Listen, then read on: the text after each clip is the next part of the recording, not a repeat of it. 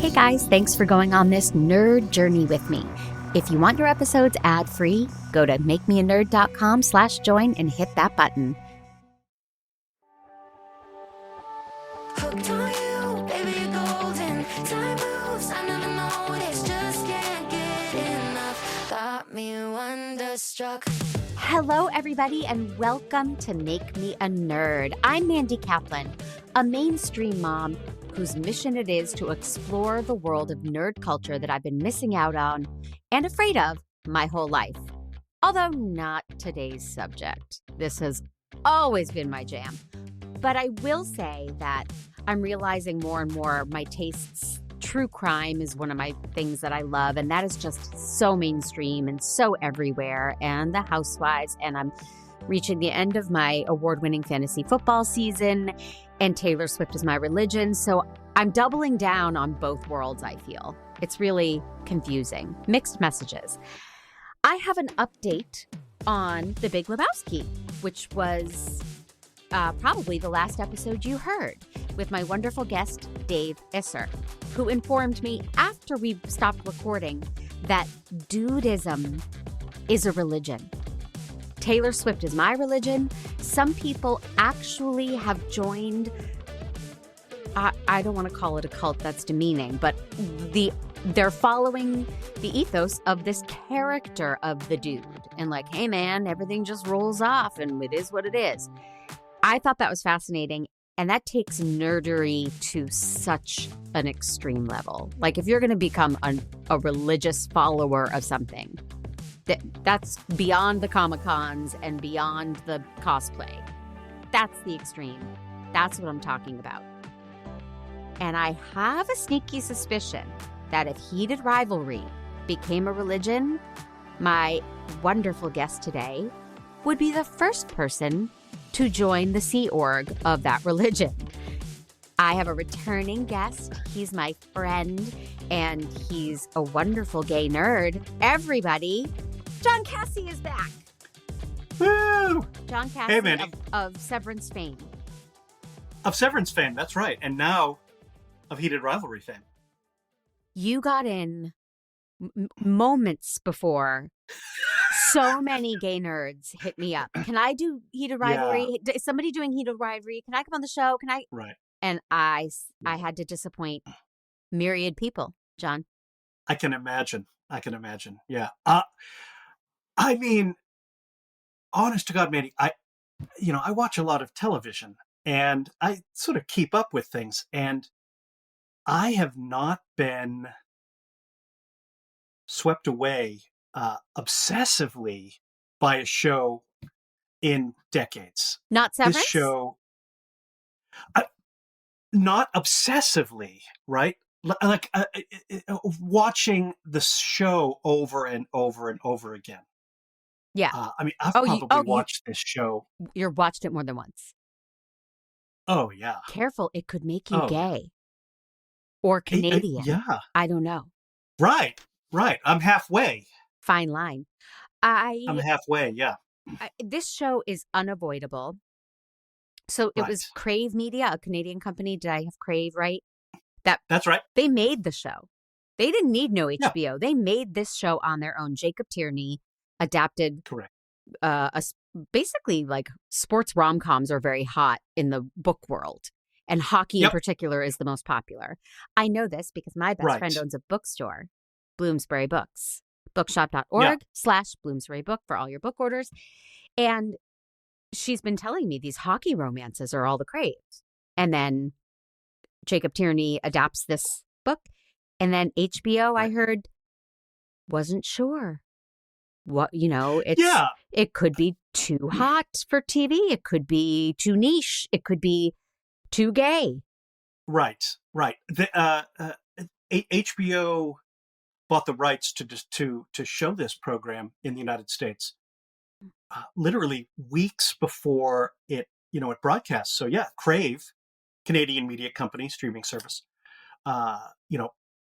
Jacob Tierney shopped it to kind of American studios and whatever. Didn't like the feedback that he was getting from them, and said, "No, we're going to do it the way that it's written, because the fans of these books, they're going to want it to be what it is. And HBO's notes, don't have them do anything, don't have them have any kind of steaminess until season 2. Ridiculous, right? Right. We've moved past Hepburn and Tracy. There were a lot of elements of it that I wrote down with the quick back and forth that I loved, but they did it. Then they started flirting. Yeah. Which, John, John Mundy, reads extensively in this genre and in hockey books. He sent me literally today a list of other books that are romances featuring hockey. And there must be 50 books on this list. Yeah. Not even including Rachel Reed's 6 books that are in this, this universe that's centered on Shane Hollander and Ilya Rosanoff. But what's it called? It's not called Heated Rivalry. Rachel Reed's hockey book. Game Changers. Game Changers. Thank you. Game Changers. Appreciate it. Carry on. Yeah. Game Changers, the first book, is Scott and Kip. Oh. Scott Hunter and Kip. Oh, yeah. Right. So that's book Game Changers is about them. Oh. And book 2, Heated Rivalry, is, the story that we got. Gotcha. So I pressed play knowing so much about it because it is unavoidable. If you have eyes and ears, you are hearing about this show. And the incredible thing is, it's not just in gay circles. It has crossed over to everyone. It's everywhere. Everyone loves it. It's everywhere. And it's everywhere. And that's thrilling. And so I pressed play knowing quite a bit about it. What I didn't know was how fast they were going to start effing. Yeah. In graphic, naked, hot ways. So fast. Pretty extraordinary, right? I mean, it's I'm going to say porny, and I mean that affectionately. It is pretty porny for the first 2 episodes in that there's no actual relationship. So Shane Hollander and Ilya Rosanoff, did I get that right? Rosanoff, yeah. Rosanoff are rivals in this phony league they've created for the show that it's not the NHL. Right. And they are working out near each other and they can't stop doing close-ups of each other's body parts. And then basically they are boffing. And they barely speak. Yeah. There's no will they, won't they, flirtation. It is just rated X so fast. Francois Arnault, who plays Scott Hunter, kind of made the comment when he initially read the script. He's like, this is very soft core, isn't it? I mean, what more is there? It just seems very porny, right? Which isn't fair because what you have in those first, moments are some very young, men trying to figure out, is there a connection? Is there more than this? Why is this a bad idea? I mean, it's obviously a bad idea, but I can't stop myself. And so you get, in the early, the early moments, kind of what you'd expect, I think, from characters like that. I don't know. I don't have a frame of reference for meeting someone and going to bed so fast with no conversation, no respect, no boundaries. It's fast. Not my life at all. Okay. Yeah. I wasn't going to ask that because that is extremely personal and that is your business, but it's not my life either. So I don't want to sound like a prude, but I wanted some conversation before all the effing. And then I think after they F, they flirt again and Ilya says, will you be in your room tonight? And Shane says, yeah, if you come, I might open. And Ilya Right. says, I might knock. And it is that's the back and forth I love. Right. They do that a lot in the show with quick, quippy little Yep. phrases. And I wrote Hepburn-Tracy. There's something desk set or Adam's rib about it, that they're just, that's the tension I Yeah. really like. I just wish they had started with that tension, Yep. but that's just my puritanical Mhm. mind, wishing they got to know each other a little bit. Then they had all the hot sex. Right. I mean, I don't usually watch this kind of thing. And I don't usually read this kind of thing. Mhm. You know, you were talking about the fact that, you know, when you started watching it, it was everywhere. Mhm. I turned it on maybe almost a month ago, Okay. just because I had I had a little time. Mhm. You know, John was away, and I'm like, well, he likes these hockey stories, Mhm. and I think it's I'm so oblivious. I'm like, I think it's a hockey story, though. They look like they're hockey players, right? Kind of a lark, right? What drew me in immediately wasn't the the the effing and the porniness, but how extraordinarily well Connor Story, Mm. who plays Ilya Rosanoff, and Hudson Williams, who plays Shane Hollander, were embodying these characters in a way that they felt vulnerable, authentic, real. They felt so real right from the start. Those two actors, Hudson Williams, Connor Story, we're going to say those names a lot. Pete, Yeah. give me a fun fact sting. Oops. They were waiters when they booked this. Correct. Both of them were waiters. They had booked a couple things and they had worked. But holy moly, their talent Right. and star power. They're not just good actors, they're stars. Right. Yes. Yes. That casting process that led to these two being those two, visionary. Because Connor Story, if you watch him in interviews, it doesn't act like Ilya Rosanoff at all. And Hudson Williams is routinely called a chaos goblin when he's, being himself. And I think his extraordinary capacity to capture Shane's reserve his and inner thoughts were always in his mind with his micro expressions. He's not a big splashy actor. Connor Story is the goddamn Meryl Streep of hockey porn. I cannot believe he's not actually Russian. He learned Russian and he learned hockey to be in this show. And I don't speak Russian, but he sounds native to me. When we'll get to some of his Russian stuff later, but I couldn't, when I started researching, the idea that he's not actually Russian is like, I don't believe that.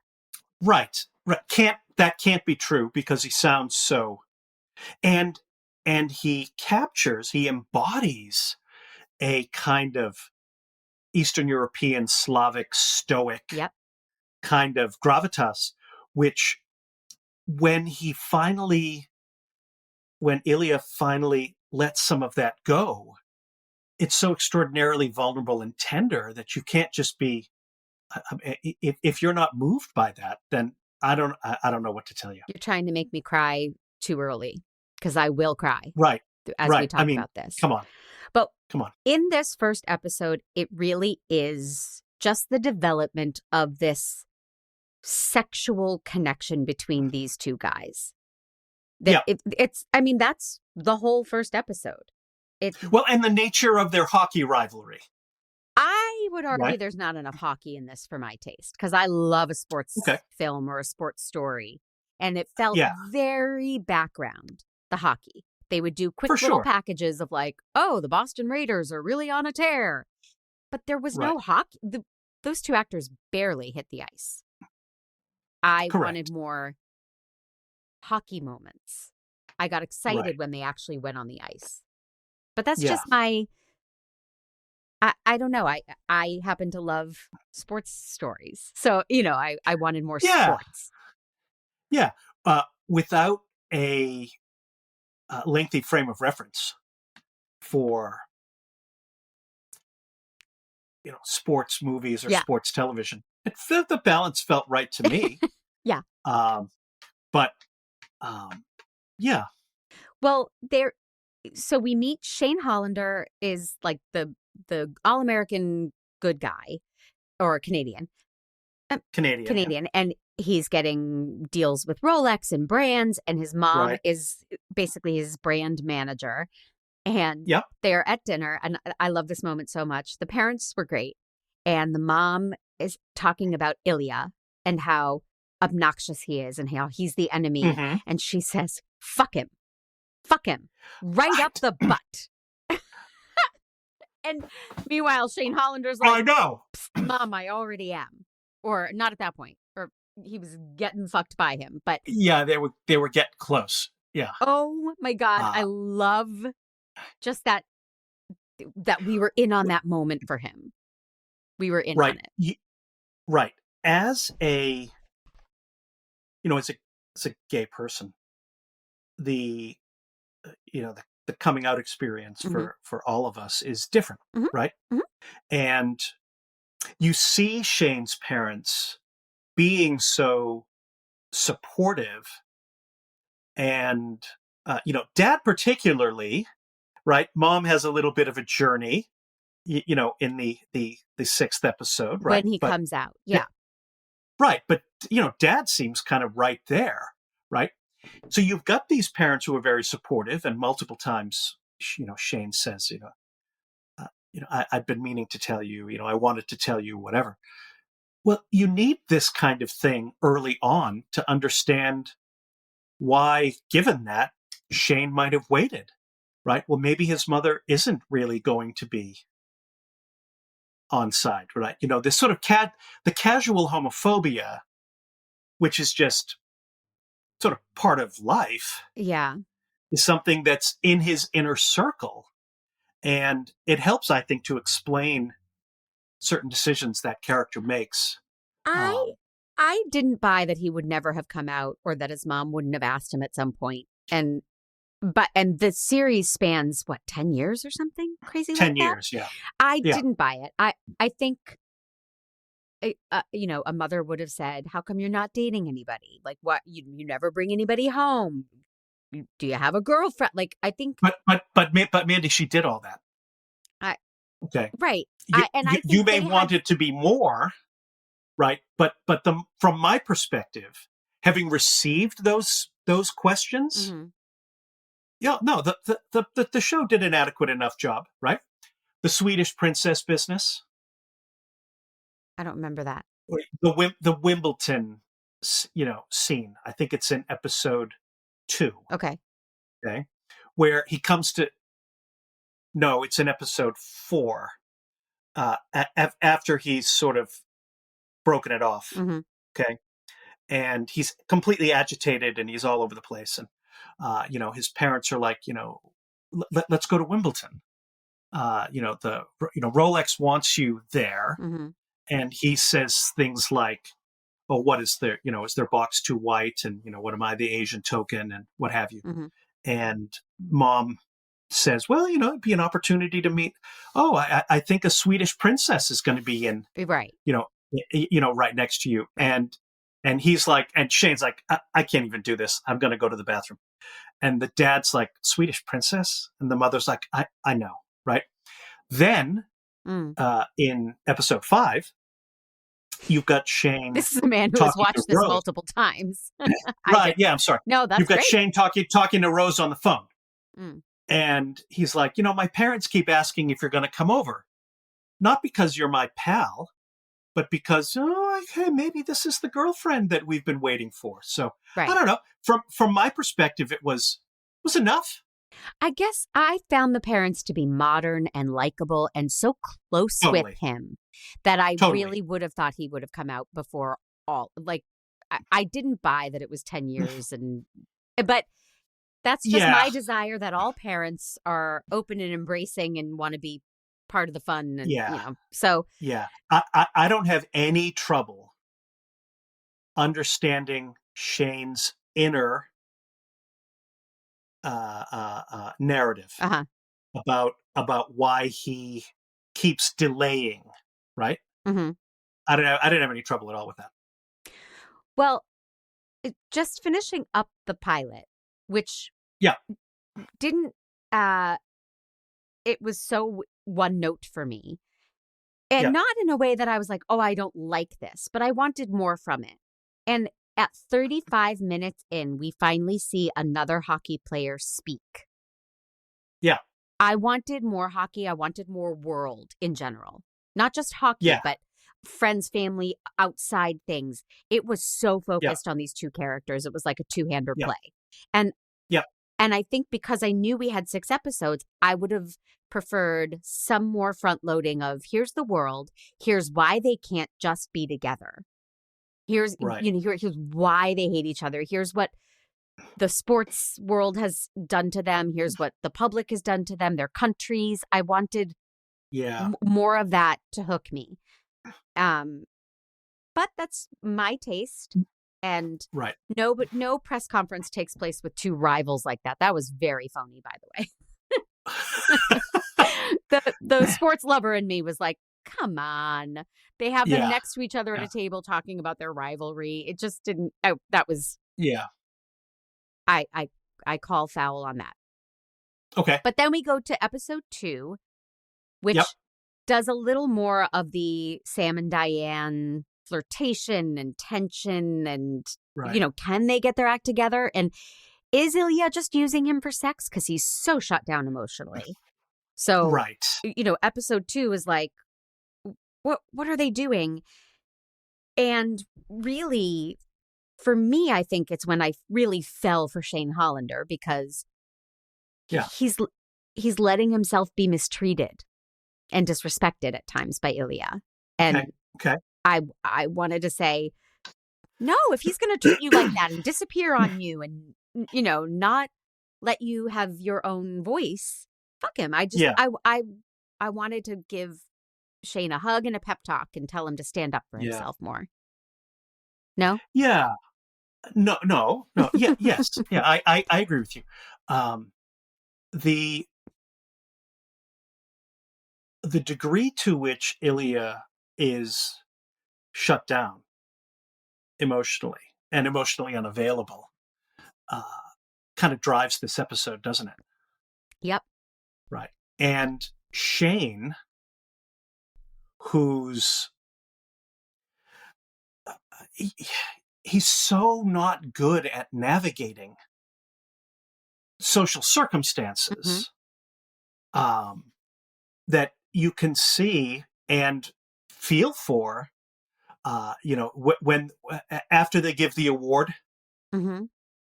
and they're Shane retreats because you see this over and over and over and over again when he's in these kinds of high pressure social settings. He retreats into some other place. He needs to regather himself, right? Mm-hmm. And kind of Ilya follows him in, and he's like, Shane is like, what do you want? What do you want from me? And Ilya doesn't take it seriously, and Shane's reaction is, you are unbelievable, and that again felt really authentic, Mm-hmm. right? I am drawn to you, Ilya Rosanoff, and you clearly there's something there, Right. but you're so stoic and so Slavic that I can't even see it, and you can't see it, and You know, it's unbelievable. You're driving me crazy. and I'm talking like, I never would have put up with this, but this is me evolved and happily married saying this. Of Right. course, I was with guys who, didn't give me anything in return or were shut down emotionally. Right. And that was Right. exciting and brooding. So I'm being hypocritical when I say I never would have tolerated that. Right. Right. We all liked a bad boy or the quiet, the stony, silent type at some point. Right. Shane, I think that Shane falls faster and deeper Oh, yeah. than Ilya does, Mm-hmm. but not that much faster and deeper, right? I think that they both kind of do. And it's a testament of how extraordinarily well acted these two parts are. Yeah. That you have to see it in, you use the word micro expression, Mm-hmm. right? Show me the actor working who does more with their eyes than Hudson Williams does. Mm-hmm. I mean, give me a break. Yeah.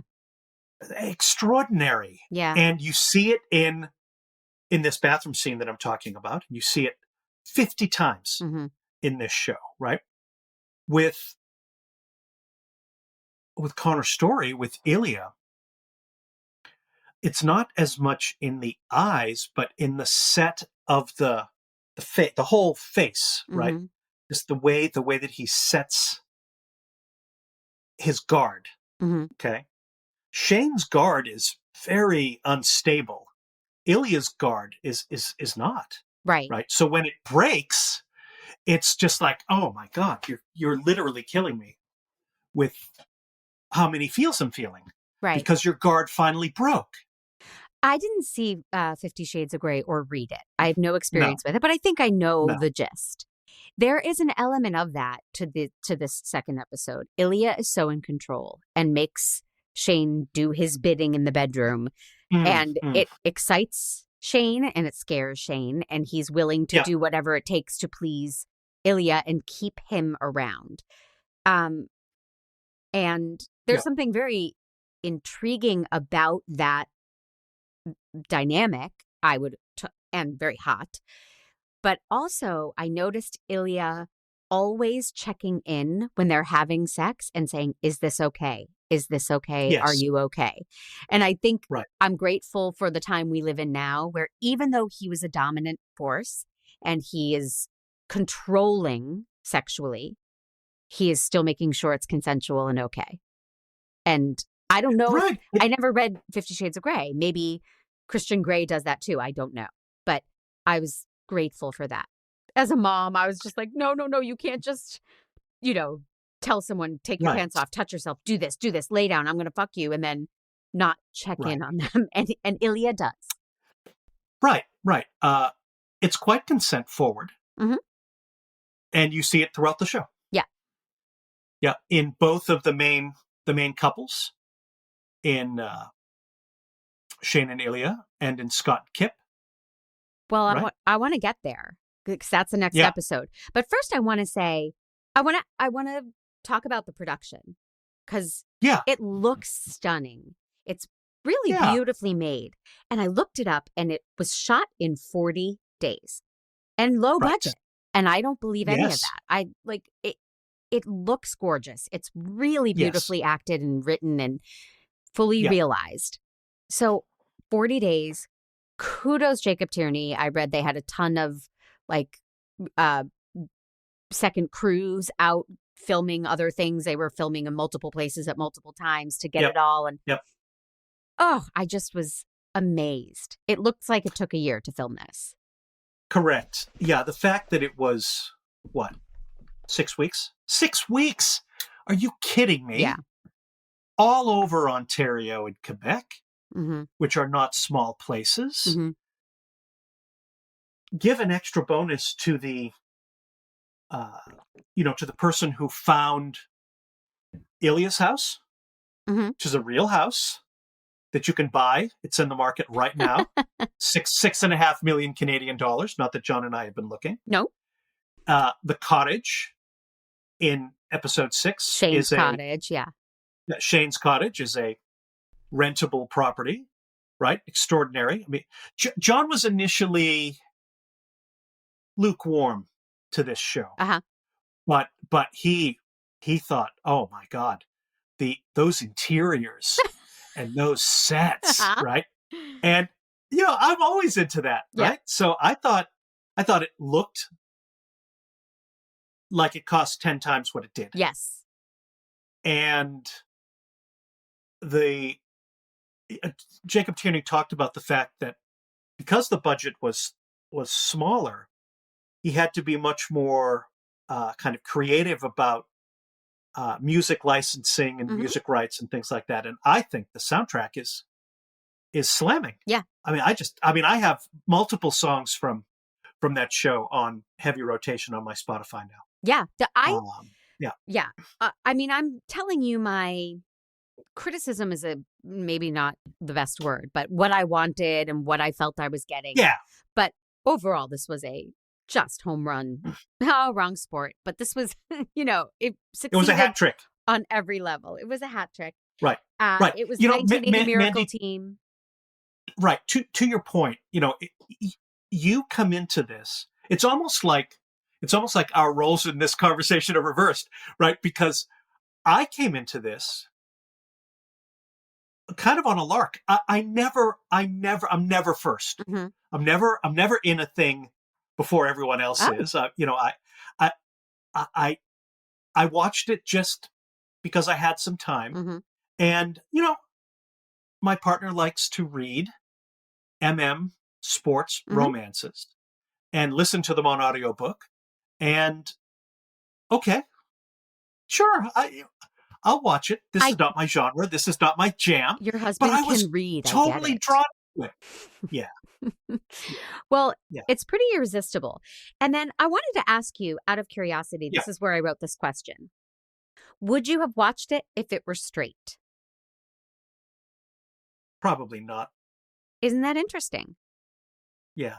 And I hope the reverse isn't true. Like, I hope anyone who likes good story, good characters, fantastic acting, sports and romance, right? Yeah. Those are all good things. Well, I hope anyone turns it on, gay or straight. Yeah, I agree with that. Let me slightly modify the answer to your question. Please. I probably would not have turned it on in the first place Mm-hmm. if it didn't have a connection to some other narrative thread in my life. Mm-hmm. Right. If I had started watching it and it was straight, by all means. Right. You would. Right. So if people had come to you recommending you have to watch this show, it's fantastic, you would have said, okay, I'll turn it on. For sure. Okay. For sure. But yeah. You wouldn't have tried it as early as you did if it were correct. Just seeing the trailer. There's no right or wrong probably answer, John. not. I'm just curious because not. It is crossing so many barriers and it is opening, hopefully, so many doors for content and for hopefully diversity and acceptance. And right. So, right. But it is interesting that maybe the very profound way that it captures aspects of my own gay experience. Mm-hmm. It helped me to build an emotional connection to what the story was doing. Mm-hmm. The deeper you go into the show, episode 4 and 5 and 6, further along you go, the more their challenges, as people and as a couple resonated with parts of my own story that right. I found very emotionally resonant. It is. It grows into such a heartfelt, heartbreaking, beautiful, deep thing. It doesn't start that way. Yeah. It starts pretty salacious and fun and, it gets you there. So episode 3 is an outlier. It is the cousin Oliver on the Brady Bunch or Mork on the Happy Days, right? All of a sudden, Shane and Ilya are nowhere to be found. And we're following Scott Hunter and as he falls madly, passionately, beautifully in love with the cutest smoothie maker I have ever thought of, Kip. Right. And I really did like this episode, but I felt deprived of Shane and Ilya. You were all, but everyone says that, right? Oh, I love Scott and Kip, but I really, I wanted my full 6 episodes of Shane and Ilya. Yeah. So this should have been 7. No, it should have been 8, right? Scott and Kip are part of this Game Changers universe. Mm-hmm. And as I've said before, if you look at the books, uh, Scott and Kip are book one. Mm-hmm. Okay. And the Heated Rivalry, Shane and Ilya's book two. And Jacob Tierney, I think correctly, believed that if you tell the Scott and Kip story with its own challenges and valences, you can pay that off in episode 5 Mm-hmm. in a way that will give Shane and Ilya an opportunity to break past Right. their deep anxieties. I get it, and I like the way they chose to tell the story. I just wonder if we Right. could have had more Shane and Ilya in this episode and not a total departure. But Yeah. this episode I wrote, this feels like a missed opportunity for actual stakes and drama. It was too easy. They have 3 meet cutes, then they have hot sex. I wished there were some challenges to get them there. Like, Yeah. oh, you're Scott Hunter. Yeah, right. Therefore, I can't be flirting with you, smoothie guy, in public because someone could see me. It felt very easy to get them there. Then the challenges were loaded on where he's like, Scott Hunter said, in a few years, I'll retire and then we can be together. Right. And that was heartbreaking. And Yeah. I get that. In both stories, they just started having sex so fast. And it's like, well, that's really scary. It could be, unfortunately and wrongly, career ending or reputation ending or ruin your relationships with your family, which, Right. Don't get me started. But that's what we're dealing with. And I wish both couples would have faced some of that before they kissed. We can't do this. Why? Because what if our teammates find out? Or what if someone sees that? Like, it was just, neither couple seemed to deal with it initially. Then we saw them dealing with it. Right. So it's just, yeah, I take that point. Yeah. Right. I wrote, does anyone talk? It's so sexual. But Kip and Scott's story. Kip and Scott's story was beautiful and serves a purpose in the overall arc. When Scott gets brave. And his team wins and he invites Kip out and kisses him on the ice. Right, right. I mean, so beautiful. And you're literally killing me. Right. The whole world just has to open their eyes and hearts. Yeah. Yeah. And that was so skillfully set up. The terms, the language and the kind of the musical notes from episode 3 that then pay off in episode 5. And I'm sure you were like me and like Shane and Ilya as they're watching, like, what is going on? Mm-hmm. Right? Like, is he actually going to do this? Like, actually, we need the beginning of episode 6 where Scott talks about, well, it was great winning the cup. And then, also I came out in a flamboyantly public way. Mm-hmm. We need that because generally speaking, in these kinds of stories, characters like Scott Hunter get punished. Yeah. For that. We don't know if he did. Kip wasn't at the award show, which bothered me. I know we're skipping around a little bit, but that we leave Kip and Scott and we go back to Ilya and Shane for 2 episodes. But yes, Scott, I guess, wins like the ESPY for Athlete of the Year or something akin to that. Yeah, that's right. And Kip's not there. Kip is at the bar with his friends watching and cheering him on. And that pissed me off. Right. If you were brave enough to come out, why isn't Kip right there in the front row in his tux, beaming up at his boyfriend? Right. But so Kip and Scott served their purpose. Much more so than Mork. I will say that. And cousin Oliver. Good grief. Right. Ugh. Yeah. Then we go back. Episode 4 is the Rose episode. And was her name Sophie Melise? Am I making that up? She is from Yellow Jackets. Yes. Right? But I think I'm messing up her name and I want to give her credit because I fell madly in love with her. she is one of the best things on this show. And there are so many great performances. She's astounding. Yeah. So her name is Sophie Nellis with an N, not an M. Nellis. And Yeah. she basically picks up Shane and they start dating, and she's a movie star. Seemingly like an Anne Hathaway, real, everybody's sweetheart movie star. And Right. so they make this dream couple, and they get in all the papers right away, and they're, Right. people, tongues are wagging, everybody's happy. They look really happy. And Shane Right. really loves her. He is Yeah. immediately enamored and happy to be around her, but it's just not sexual. It's correct. everything else. Rose is an extraordinary personality, not taken with his fame, right? I know who you are, Shane Hollander. I'm not afraid of your winters. I'm not afraid of you. I understand what you do. We can be kindred spirits.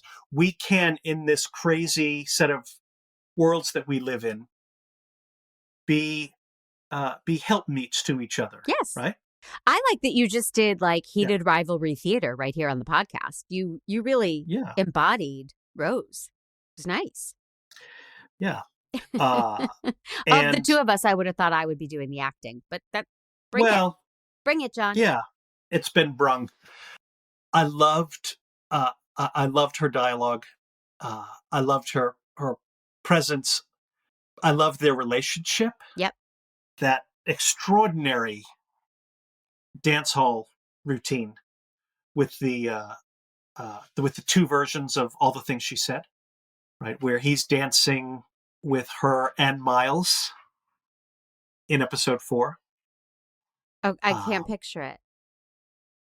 Oh, this is You're towards saying the end. Dance hall, but it's like a club. Yeah, like a bar. Yeah, like a club. Yeah. Like like a disco. When you said dance right? hall, I pictured like a VFW yeah, like the event. 1930s. Yeah. No, sorry. Yeah. Well, back in my day. Yeah. Dance hall's not really right. More like a club, right? You could tell, to your point, how much they really do love each other. Totally. Right? Yeah. But you end with Rose, kind of stripping down, and she's going up those stairs, and Shane, I mean, you could just tell he's like, I don't even, right? I can't do that. I can't do this. But I think he wants to. There's something about this that he's like, wouldn't my life be easier if I could just make this work? Yep. And she is so lovable that he's like, this is my chance to make this work. He says to his mother in episode 6, I just need you to know that I really tried. I tried really hard, but I just can't do it. Is the first time Ilya and Shane call each other Ilya and Shane. Right. Because even when they're having sex, or they're cuddling in Afterglow, or they're flirting and they're about to kiss, it's always bro-y and last names only. Right. Because that's who they are at their hearts. They're athletes. They have that locker room mentality. Yeah. And then they finally Hollander and Rosanoff. Yeah. And then they finally say each other's first names. And there's something very satisfying about it. But it does make Hollander say, I can't do this. And I was like, what? The first names is what broke you? Like, Ilya's been playing with your mind for years. And it's the first names? It was a strange line to draw, if I have that correct. That's what makes him say, I can't do this. It's the domesticity of being in Ilya's house and staying over. And, Ilya makes him a tuna melt. But I thought that's what he wanted, John. Yeah, but also, Shane gets emotionally short-circuited by strong feelings. And that's what that was, right? He became so overwrought at what this might mean, and he wasn't in a place in his own understanding of who he is as a human being to go that next step. Okay. He was stuck. Okay. And the ginger ale and the tuna melt and the I'm wearing his shirt Mm-hmm. and we're just BSing about hockey and I don't know that side of you at all and all this other stuff. They get closer and closer, and rather than having sex again, it's Shane's got his head on Ilya's chest, and it's just very lovely, Right. domestic, But I thought that's what right? Shane And wanted. right. Yes, but he doesn't think he can have it, Mm-hmm. and that's why you get the sort of stumbling, deceiving. I haven't. Oh, I missed a team meet. There's a team Mm-hmm. meeting. You missed a team meeting, Hollander. Give me a break, right? And Ilya doesn't have the emotional capacity or range to reel him in Mm-hmm. or to settle him down. So Hollander just flies off he just He leaves. loses Yeah. it. He just loses it. Yeah. Right. And at that point, you get the business with Rose because he's trying. Right. Okay. Right. Because right. the alternative is unimaginable. Right. Right. I mean, we're all the way through episode 6 and we have 6 minutes left, and Ilya and Shane are still like, any relationship of any kind is impossible. Mm-hmm. Right. And we're at the end of season 1. Okay. Right. Hudson Williams said, interviewed, well, what are you looking forward to in season 2? He said, well, we've seen Ilya and Shane take 10 years to get into a relationship. I'd like to actually play them being in a relationship. Mm-hmm. Right. And that's what season 2 will be about. Yeah. We still have episode 5, which is very dramatic. But it starts with one of those packages to catch us up. And the package is like a hockey talk show, actually called The Man in the Crease. Right. Which is unbelievably funny and such a wink, and I love it so much. And then I tried to make that my screen name, and it auto-corrected to The Man in the Crease, but I wanted to be The Mand in the Crease. So I want credit for that. Yes. Thank you. You have it. So this is when Rose says, I think you're gay. And she says it in the most respectful, loving, kind way. And she's trying to help Shane. And Yes. I did that in high school. And I had to tell my first boyfriend, I think you're gay. And it's okay that you're gay. And he was not happy.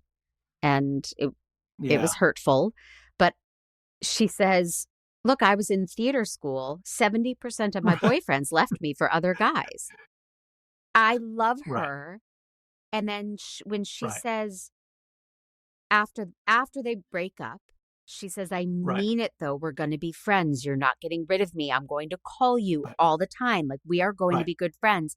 And then that pays off, and they are. John. Uh-huh. Right. John. I just love it. I love it. She's such a great human being. She's such a great friend. Mm-hmm. And she did Shane Hollander such an extraordinary, loving help in her questions left him absolutely no maneuvering room. Right. There was no way this character is going to come out unless it's to someone like Rose, who asks him exactly the right questions after kind of priming the conversation. Right? Do you like to spend? Yes, I like being with you. I like talking with you. Do you like kissing me? Sure. Really? Sure. Shane, maybe I get the sense that you'd rather be kissing Miles. And you could see he's just devastated. He's immediately destroyed by that. Yeah. And the way that Hudson Williams embodies this character is stillness, Yep. flatness, and eyes. Mm-hmm. Okay.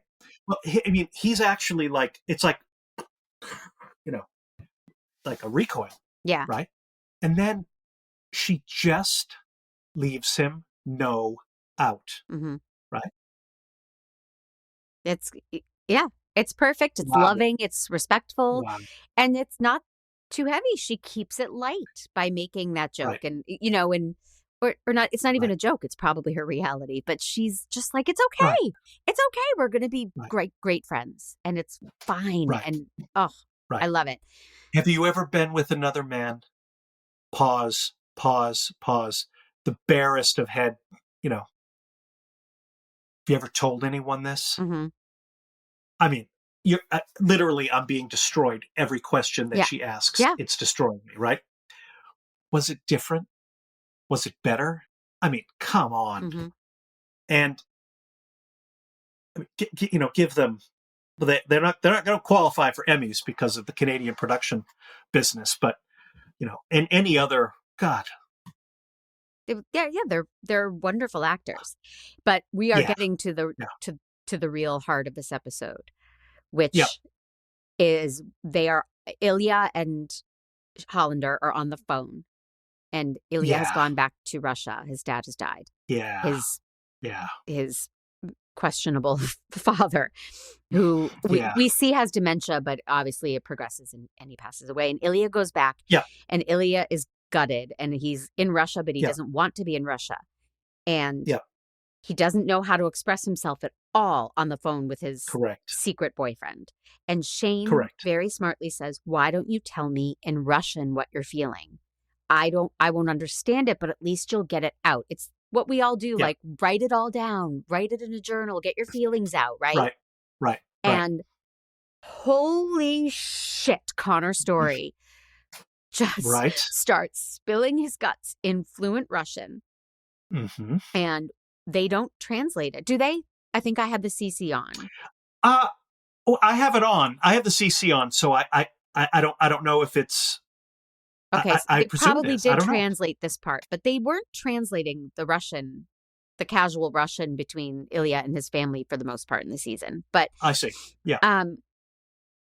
I just wrote, how is he American? He's the Meryl Streep of this. Good Lord. Right. And then he ends it by saying, "I love you" to Hollander. Right. But Hollander doesn't even know that's what he said. Right. And it's so beautiful. Correct. And what an effective way of telling the story. And their acting is flawless. Right. I could barely get through the first 12 minutes of this episode. Mm-hmm. And then you do that to me at the end. I mean, just destroyed. And they're not even done. But wait, because they've got something else coming. But wait, there's more. That piece of acting. Okay, how could you?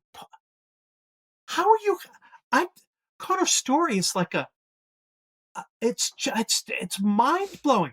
How do you do that much Russian dialogue when you had 8 days to prepare for the role, and then do it in a way that is, a plausible, sounds like the real thing, and conveys the emotional anguish and depth that this character needs to convey. Yeah. I mean, what an extraordinary piece of work. Yeah. And poor Ilya. Mm-hmm. What is this man going to do? Right? He's totally all in on Shane, which is the one thing he can't have. Right. I mean, you're killing me.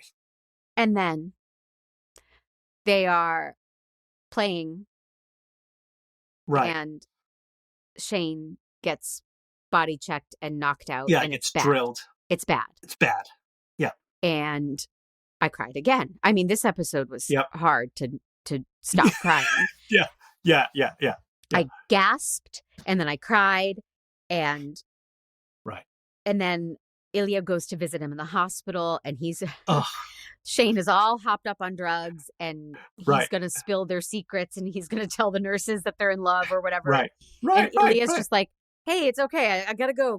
But I mean, and Rose and he are still friends. The whole thing was beautiful. And then I wrote, what an ending. This episode was in a league of its own. I wish the first four felt more like this, but I don't remember what that ending was. Okay.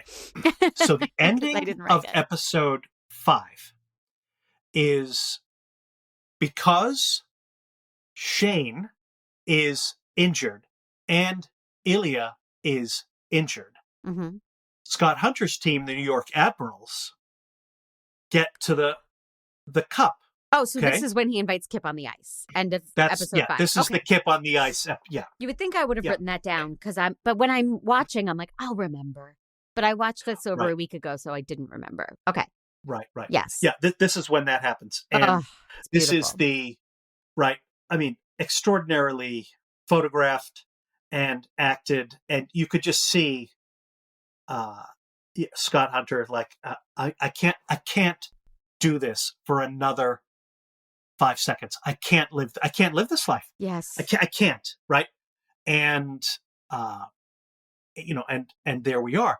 And we're constantly cutting back to Shane and Ilya and Shane and Ilya and Shane's parents who are watching what's going on, trying to figure out what's going on. Mm-hmm. And they're texting each other. I love all the texting, right? Mm-hmm. What is he doing? What is going I don't know, right? The now iconic line, I'm coming to the cottage. I'm coming to the cottage. Cut. Amazing. That's right. But mic drop. So good. Please, 3 entirely different, emotionally destroying parts of that episode. Yes. All in one episode, right? All perfect. Yeah, all perfect. That episode was the best.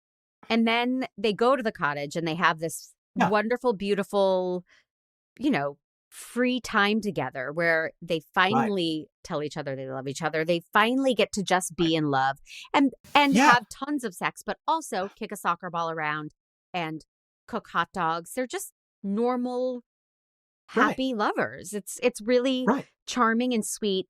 And then, whoops, Dad walks in on them. Shane's dad. And so then they decide, Shane's like, I have to go talk to my parents. He just walked in on us. He knows I'm gay. Oh my God, I have to go talk to them. Will you come with me? And Ilya puts on his rival t-shirt to go have the talk with Shane's parents. That's not helpful. Right? Oh, I love it though. It's such a fun character moment and light. For sure. And then I'm plowing to get through this, even though what I meant to say at the top of this conversation was like, welcome to episode 1 of Heated Rivalry on Make Me a Nerd. We'll be doing a 20-part 20-part installments. I mean, there's so much. Don't be sorry. I could talk about it for days. But when they go to have the talk with his parents, it's a pretty typical talk. His parents don't say anything outright homophobic or negative. They seem more upset that Ilya is his rival in hockey. It's like they're not mad he's gay. They're mad it's Ilya. Like Mom certainly is. Yeah, right. Which I love. Like you hate him. Right. You hate him. She can't believe that. No, I mean I get that, but no, I love him. And they come on, right? There's a beautiful shot. If that doesn't break your heart, then I don't know what to tell you. No, it's everyone loves the show. We don't have to convince people how moving and just beautifully crafted this whole story is. But there's a shot of them with their feet under the table and they just touch feet. Like, I'm here. We're going to get through this.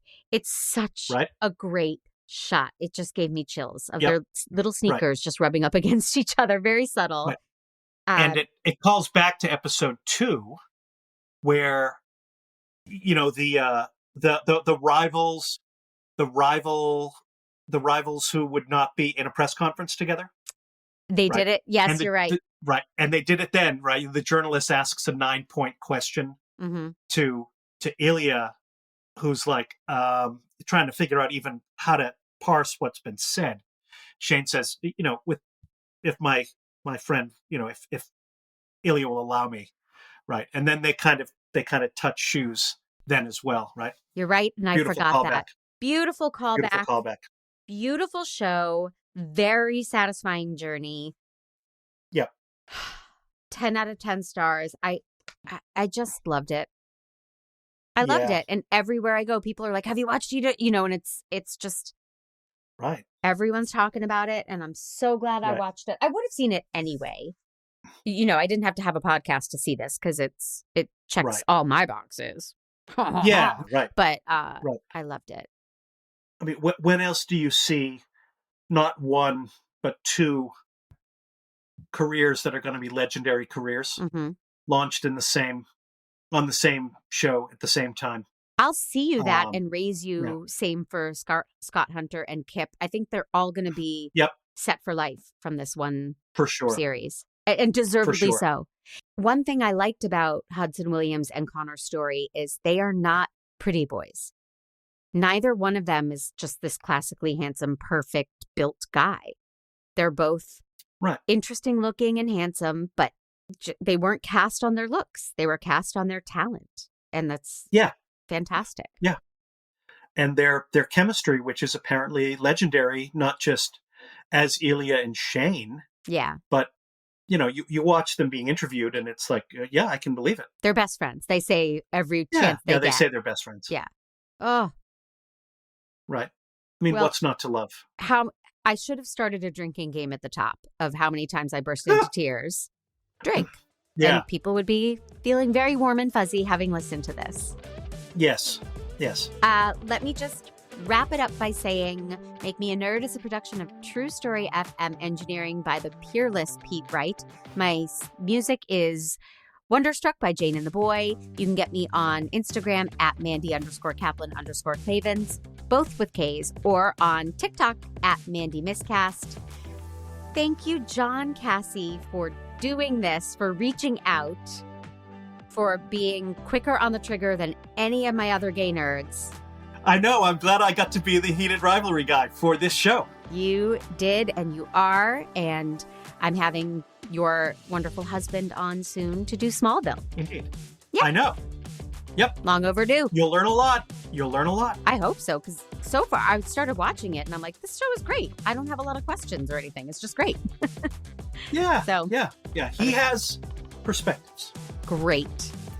I'm so Yeah. glad, and I know now he knows how to read. I get it. He's wicked smart. Okay. Thank you, John Yeah. Cassie. Thank you, everyone, for listening. Okay, Mandy. Until next time.